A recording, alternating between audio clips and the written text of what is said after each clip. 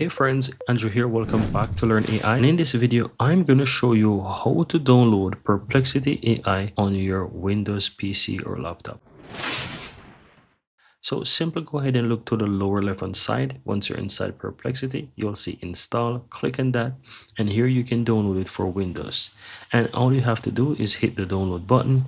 Then you'll see that it's download on your PC. And once it is finished downloaded, guys, you want to go ahead and run that installer, right? So you can see that it's currently downloaded still, but within a moment it should complete. And it is super easy. As you can see right here, it is downloaded, and you will get this exe application here. Just double click on it, and once it is done, you just need to go ahead and complete the installation on your computer, and you will have Perplexity installed on your PC in no time. So as you can see right there, it is almost done, and I will have it on my computer that I can actually use. So here you can see it is done, and all I have to do is just simply go ahead and accept the terms. It will even log you in because it's going to detect from your account, and that's it. You have it on your PC. Very easy and very simple, guys.